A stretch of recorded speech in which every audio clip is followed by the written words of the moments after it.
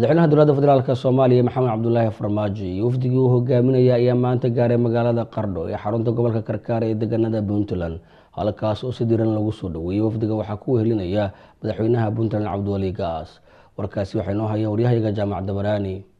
madaxweynaha Soomaaliya Maxamed Cabdullaahi Farmaajo ayaa safar dhulka ah maanta ku yimi magaalada Qardho oo haatan ka soo hadlayo waxa lagaga hortagay oo soo dhaweyn loogu sameeyay banaanka magaalada halkaas oo boqolaal dadweynaha uu gacan qaaday oo nooc walba leh kadibna waxa isagoo farda lagu galbinayo uu soo galay gudaha magaalada waxa uu boqolaal qof oo kale hadana kula kulmay oo salaan gacan qaada uu kula yeeshay barxadda Qardho kadibna waxa uu dadka kula hadlay halkan oo ka soo hadlayo waa u jeedaan dadka intii u dambeysana hadda halkan ay xaruntan ku sugan yihiin oo ka sii socdaan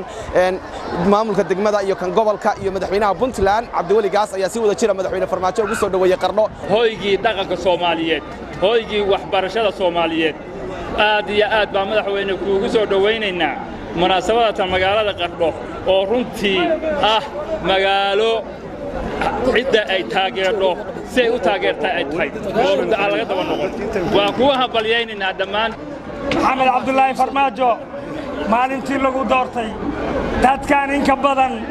ayaa bartaan isugu timid ummadda Soomaaliyeedna aad iyo aad bay ugu faraxday doorashadaadii iyo magacawgii ra'iisul wasaarahaaga iyo golahaaga xukuumadda haddana waxay sugayaan kelmadahaaga qaaliga ah inaad si fiican uga faafido ummadii reer Qardhood arkayso tiradooda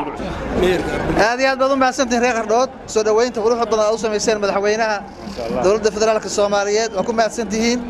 waa dhaqankiinii waa la idinku yaqaanay madaxweynihiinii oo idin jeceshihiin ayaa maanta idin yimid idin soo booqday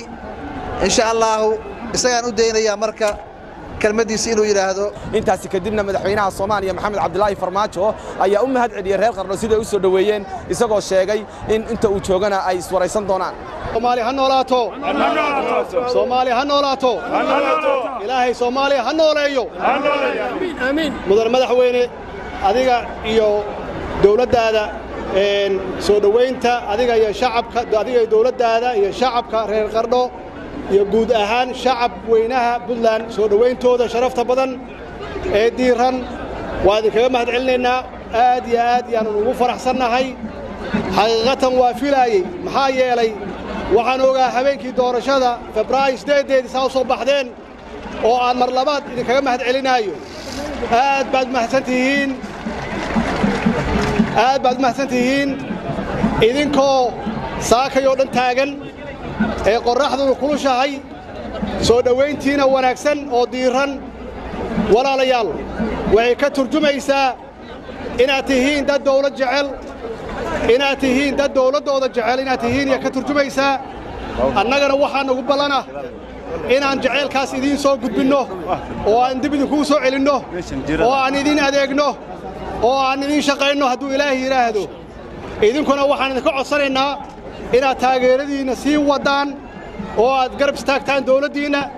dawladda maxaan ku raahdaa Puntland aad garab istaagtaan madaxweynihiina aad garab istaagtaan oo aad taageertaan dawladda federaalkana garab istaagtaan oo aad taageertaan annagoo midah oo wada shaqaynayna yaan dalkan horumar iyo barwaaqo gaarsiin karnaa ummaddu markay isku duuban tahay ummaddu markay iskaashanayso ummaddu markay isku kalsoon tahay yay horumar gaartaa insha Allah labada barnaamij la joogo insha Allah waa wada hadli doonaa si fiican baan idinku warrami doonaa xaaladda dalku ku jiro idinkuna waa mahadsantihiin saas u soo baxdeen iyo taageeradiina maalinta kulul oo qorraxda joogtaan waa mahadsantihiin walaalayaal waa mahadsantihiin Soomaaliya ha noolaato waxaan idin rajeeyay guul waxaan idin rajeeyay khayr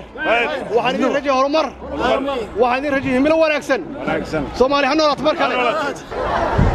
waa safarkii ugu horeeyay oo dhulka ah ee Puntland uu ku marayo madaxweynaha Soomaaliya Maxamed Cabdullaahi Farmaajo oo ka soo kici timay Garowe kuna sii jeeda magaalada Boosaaso intii uu dhexda ku soo jirayna waxaa jiray deegaamo qaar uu dad kula soo kulmay waa Jaamac Dabaraani oo ka soo hadlaya Somali Cable